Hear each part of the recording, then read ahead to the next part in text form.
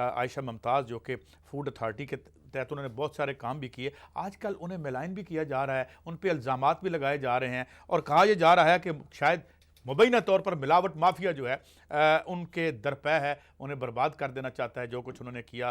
کیا معاملہ ہے، غلط کیا ہے اور صحیح کیا ہے؟ میں اپنے دیگر مہمانوں کا تعارف بعد میں کروں گا۔ میرے ساتھ رضوان نقوی ہیں جو نمائندہ ہیں 42 کے، ہمارے چینل 42 کے۔ تھینک یو رضوان۔ اور پھر نور الامین ڈی جی فوڈ اتھارٹی بھی ہمارے ساتھ، انہیں بھی ہم موقع دیں گے وہ بات کریں۔ رضوان آپ کوئکلی ہمیں بتائیے گا کہ یہ کیا ایشو ہے، کیا ملاوٹ مافیا ہے یا کیا معاملہ ہے یا اس کے برعکس ہے؟ رضوان جی قاضی صاحب بالکل، بہت شکریہ آپ کا۔ سب سے پہلے میں یہ بتاتا چلوں کہ مینگل صاحب کی جانب سے ڈی جی اینٹی کرپشن کو ایک لیٹر لکھا گیا تھا جس میں انہوں نے صرف اور صرف اشرف نامی ایک ڈرائیور کو پوائنٹ آؤٹ کیا کہ یہ کرپشن کے ذریعے جائیداد بنانے اور ایسٹس بنانے میں جو ہے وہ ملوث ہے۔ اس میں انہوں نے عائشہ ممتاز کا بالکل ذکر نہیں کیا، جبکہ ساتھ ہی ایک اسپیشل برانچ کی رپورٹ بھی اینٹی کرپشن کو بھجوائی گئی تھی، اس کے اندر جو ہے وہ ساری سٹوری عائشہ ممتاز کے گرد گھمائی گئی کہ وہ عائشہ ممتاز کے ساتھ جو ہے بطور ڈرائیور کام کر چکا ہے۔ حالانکہ وہ ڈی جیز کے ساتھ بھی بطور ڈرائیور کام کر چکا ہوا تھا، لیکن زیادہ سٹریس جو ہے وہ عائشہ ممتاز کے اوپر رکھا گیا۔ اس کی بنیادی وجہ یہی نظر آتی ہے کہ ایک تو 31 جنوری کو عائشہ ممتاز جو ہے اپنی چھٹی ختم کر کے واپس آ رہی ہیں، تو ان کو کنٹروورشل کیا جانا تھا، اور اینٹی کرپشن کو اس طرح سے یہ جیسے ہی لیٹر ملا، اینٹی کرپشن نہ انکوائری کی نہ ہی اس پہ اسکروٹنی ہوئی، بلکہ انہوں نے فوڈ اتھارٹی کے افسروں کی معاونت سے تمام جو فوڈ سیفٹی افیسرز تھے، ایسے فوڈ سیفٹی افیسرز جو کہ عائشہ ممتاز کے ساتھ کام کر چکے تھے، انہیں اپنے دفتر میں بلایا، اور دفتر میں بلانے کے بعد فوڈ اتھارٹی نے اینٹی کرپشن کے حوالے کیا انہیں۔ اینٹی کرپشن کے ڈپٹی ڈائریکٹر انویسٹیگیشن فرحان زاہد جو ہیں وہ اپنے ساتھ انہیں اینٹی کرپشن میں لے گئے، اور اس میں لڑکیاں بھی تھیں جنہیں رات گئے تک وہاں پہ محصور رکھا گیا اور ان کے موبائل فونز بھی لے کے بند کر دیے گئے۔ آپ کہہ رہے ہیں کہ ان سے کورس کر کے فورس کر کے کچھ بیانات لیے گئے، آپ یہ کہنا چاہ رہے ہیں؟ قاضی صاحب بالکل، وہاں سے جو ڈرائیور تھا اشرف جس کے بارے میں مینگل صاحب نے لیٹر لکھا تھا اس کو اریسٹ کر لیا گیا، ایک اسسٹنٹ فوڈ سیفٹی افیسر کو بھی اریسٹ کر لیا گیا، سمر حیات اس کا نام تھا۔ دونوں کو اریسٹ کرنے کے بعد اینٹی کرپشن نے دونوں کو جو ہے وہ جبرن ان سے بیانات لکھوائے۔ رضوان میں آپ کو دوبارہ موقع دیتا ہوں کیونکہ بڑے پاورفل لوگوں کے نام سوشل میڈیا پہ بھی آ رہے ہیں ہمارے ساتھ۔ نور الامین مینگل صاحب، یہ بڑے الزامات یہ ہیں ان کے، انہوں نے بڑا کام کیا تھا، کون ہے ان کے پیچھے؟ ہو از اپ ٹو میلائن دیم؟ کیوں ڈیمونائز کیا جا رہا ہے ان کو؟ نور الامین صاحب دیکھیں جی، اس ڈرائیور کو جہاں تک لنک کرنے کی اگر کوئی کوشش کر رہا ہے عائشہ ممتاز کے ساتھ تو بالکل ٹھیک نہیں ہے۔ مجھے آئے ہوئے ابھی 3 مہینے ہوئے ہیں پنجاب فوڈ اتھارٹی میں، تو جیسی میں نے چارج ریزیوم کیا تو آپ کو خوشبو بھی آتی ہے تو کوئی بدبو بھی آتی ہے جہاں تک آپ کے اہلکار جو کام کر رہے ہوتے ہیں، تو اس میں میں آج تک اس ڈرائیور سے نہیں ملا، نہ میں ان کو دیکھا ہے۔ لیکن یہ جو الزام ہے کہ کورس کر کے لیے گئے ہیں، جو اس میں بتائیں گے کچھ؟ مجھے اگر بتانا۔ جی اس ڈرائیور کے بارے میں بڑی شکایتیں تھیں کہ جی یہ ارلی وارننگ دے دیتا ہے جہاں پہ ریڈز کر رہے ہوتے ہیں وہاں سے، اور پھر جو ہے نا ان کے معاملات کو ٹھیک نہیں تھے۔ واز ویری ایک طرح سے انتہائی بدنام تھے کرپشن کے حوالے سے۔ ڈرائیور کی میں بات کر رہا ہوں جو اشرف ہے، تو اس میں then we sent reference to additional I G special branch کی، جی ان کا ذرا چیک کریں۔ تو یہ کوئی نومبر کی بات ہے، مہینے کے بعد ان کی رپورٹ ہمارے پاس آئی کہ جی انہوں نے کوئی 2 گھر بنائے ہوئے ہیں، اور یہ کلٹس چلانے کے لیے اپنی کرولا میں آتے ہیں یہ صاحب بادر جو ہے، اور اس کے علاوہ 1 لاکھ روپے کا کوئی موبائل رکھا ہوا ہے، تو 20-25 ہزار روپے 5 بچے ان کا تعلق ہے۔ آپ کہنا چاہ رہے ہیں کہ عائشہ ممتاز سے ان کا کوئی تعلق ہے؟ قاضی صاحب مجھے اگر موقع دیں 1 منٹ کے لیے، مجھے اگر بولنے کی اجازت دیں، پورا اگر بات مجھے 1 منٹ ذرا بات کرنے دیں۔ جو رپورٹ وہاں پہ اسپیشل برانچ نے بھجوائی اس میں اس کو جو ہے وہ ڈائریکٹر آپریشنز عائشہ ممتاز کے ڈرائیور کے طور پہ سٹریس کیا گیا، اور اس کے بعد یہ خبر عائشہ ممتاز کو ڈی فیم کرنے کے لیے سرکاری طور پہ بھی بھجوائی گئی، اور عائشہ ممتاز کے ساتھ اسے بار بار اس لیے جوڑا گیا کہ عائشہ ممتاز آپ رضوان یہ کہہ رہے ہیں تاکہ عوام تک بات جائے، آپ یہ کہہ رہے ہیں کہ وہ ان کے ساتھ اسپیسیفکلی کام نہیں کر رہے تھے؟ دیکھیں یہ اشرف جو ہے یہ ڈائریکٹر جنرل صاحب کے ساتھ بھی رہے ہیں،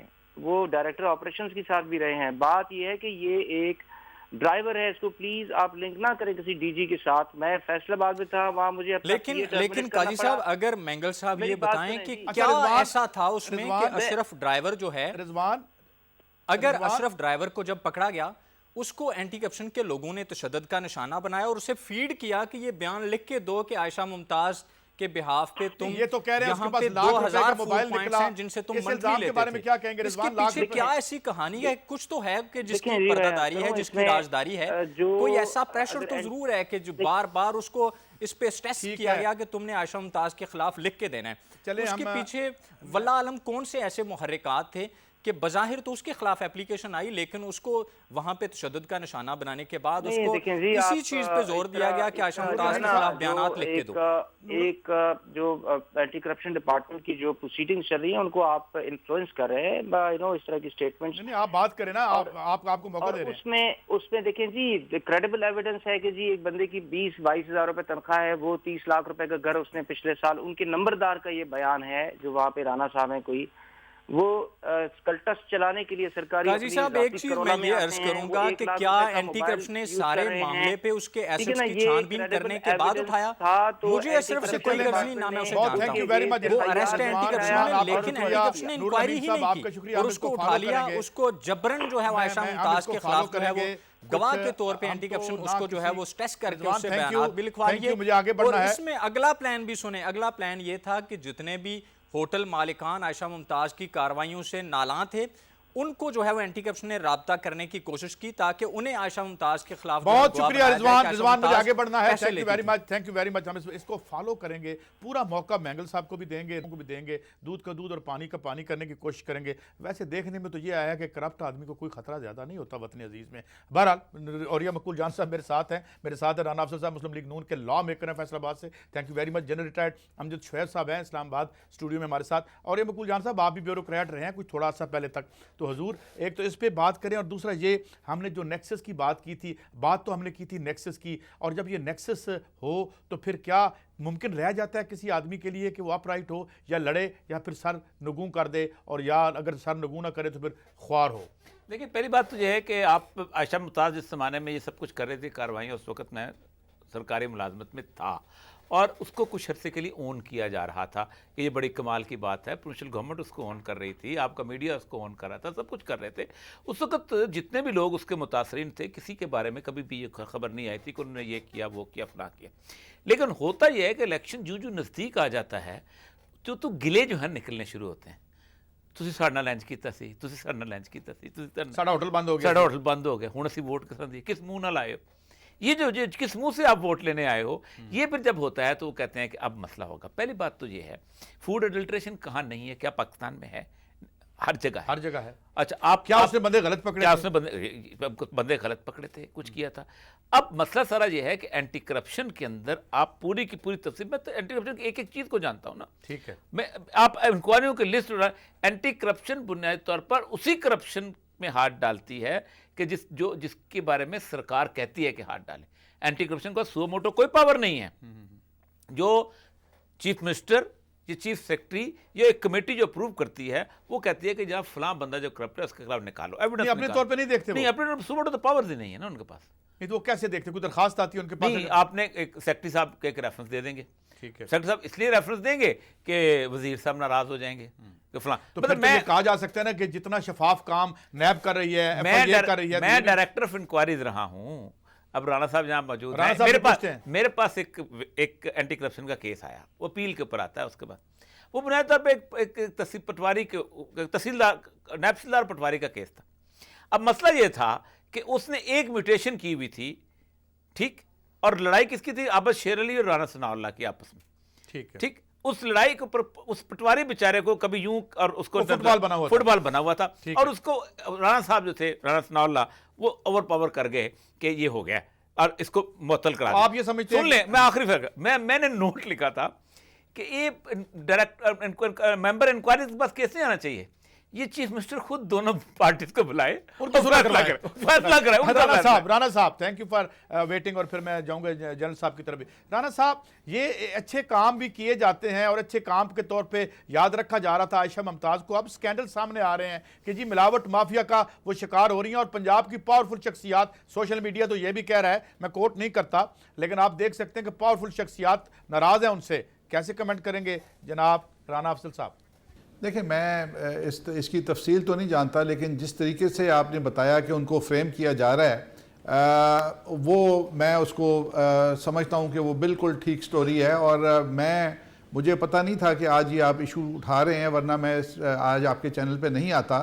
اس کی وجہ یہ ہے کہ مینگل جو ہے یہ فیصل آباد کا ڈی سی او رہ کے گیا ہے، اور میری اس کے خلاف پریویلیج موشنز ہیں، اور میں نے اس کے خلاف بہت سے کرپشن کے کیسز اٹھائے ہوئے ہیں، تو اس لیے میں اس پہ کمنٹ بالکل مجھے علم نہیں تھا کہ آج آپ یہ لے رہے ہیں۔ اور اسی قسم کا ایک کیس یہاں پہ ہوا تھا کہ ایک ان کا جو گن مین تھا، اور یہ رپورٹ جو ہے اسپیشل برانچ کی ہے، ٹھیک ہے، اور اس نے اسپیشل برانچ نے رپورٹ کیا کہ وہ گن مین جو ہے 45 لاکھ روپے کا تھیلا لے کے بھاگ گیا، اور وہ پیسے جو تھے وہ منتھلی اکٹھے کیے گئے تھے یہاں سے، اور یہ اس رپورٹ کی میں بات کر رہا ہوں۔ اس گن مین کو کار چوری کے الزام میں گرفتار کر لیا گیا، اس کو جیل میں رکھا گیا، اور پھر وہ بات دبانے کے لیے اس کو غیر حاضری کی بنیاد پر نوکری سے نکال دیا گیا، اور وہ گن مین آج کل یہاں پہ کاروں کا شو روم چلا رہا ہے۔ تو یہ جو اس قسم کی حرکتیں ہوتی ہیں، اپنے اوپر کیس بن جائے تو اس کو ختم کر دینے کی، اور کسی کا رگڑا نکالنا ہے تو اس کے لیے لوگوں کے اوپر دباؤ ڈال کے ایویڈنس اکٹھا کر لیا اور اس کو نکال دیا، تو میرے لیے یہ کوئی عجیب بات نہیں ہے۔ اور مجھے بظاہر جس طرح سے میں شخصیت کو جانتا ہوں فیصل آباد کے تجربے سے، میرا دل گواہی دیتا ہے کہ یہ بالکل کہانی درست ہے۔ کل بھی ہمارے ایک مسلم لیگ نون کے ہمارے دوست آئے تھے، میں نے ان کو بھی خراج تحسین پیش کیا تھا، اور میں آپ کو بھی کرتا ہوں کہ اگر یہ روایت قائم ہو جائے کہ جو لا میکرز ہیں وہ کھل کے بات کریں اور اس طرح سے، تو میرے خیال میں یہ اپریشیٹ کرنا چاہیے۔ جنرل امجد شعیب صاحب، تھینکس فار ویٹنگ سر، میں آپ کی طرف آتا ہوں۔ اب ہم نے جو سوال اٹھایا تھا کہ یہ جو ایک کلچر بن گیا ہے جو نیکسس کرائم کا اور بیوروکریسی کا اور سیاست کا بن گیا ہے، اس کو یہ ٹوٹتا نظر نہیں آتا۔ وہ لوگ ٹوٹ جاتے ہیں جو تنہا اس کے خلاف لڑنے کی کوشش کرتے ہیں، بھلے کتنے ہی لوگ کیوں نہ ہو، رانا افضل صاحب کی طرح یا سینیٹر بیگ صاحب جیسے۔ جی جنرل صاحب۔ بسم اللہ الرحمن الرحیم۔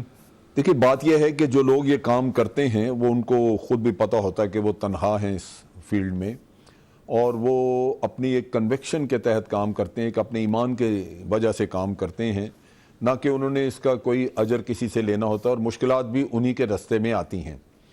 لیکن میں سمجھتا ہوں کہ اگر ایک شخص کا ضمیر اپنا مطمئن ہے تو وہ اس کے لیے بہت بڑا ایک ذریعہ ہے زندگی گزارنے کا، آگے بڑھنے کا، کیونکہ بے ضمیری تو کوئی بھی کر سکتا ہے، اور کرنے کے بعد اگر اس کو خود ہی دل سے ملامت وہ کرتا رہے اپنے آپ کو، تو وہ مناسب نہیں۔